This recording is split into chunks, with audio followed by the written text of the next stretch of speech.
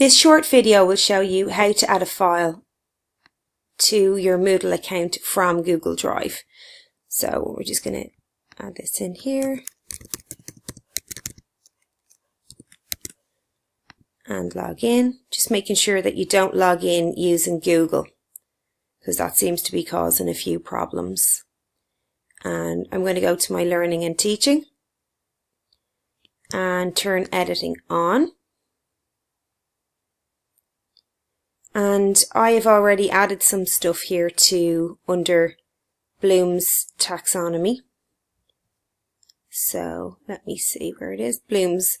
And I want to add an activity or resource. So I'm going to pick file because that's what it is. I've got a file on my Google Drive that I didn't add the first time around with Bloom's taxonomy. So I'm going to add that in now.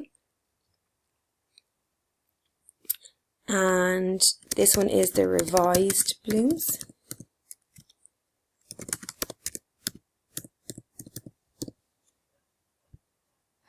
And then this is the most up-to-date version. And I do want to display that so people know. And then I click on select file, Google Drive, log into my account.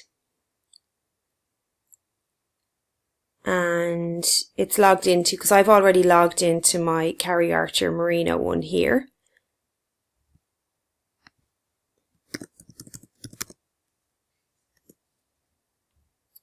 So I'm going to search for Bloom's and I want the revised one.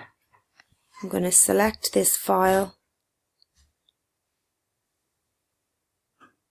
and that's there. I'm going to ask for it to display in a pop-up and save and return to course.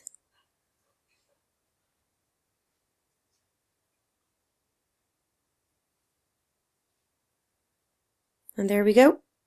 My revised Bloom's taxonomy.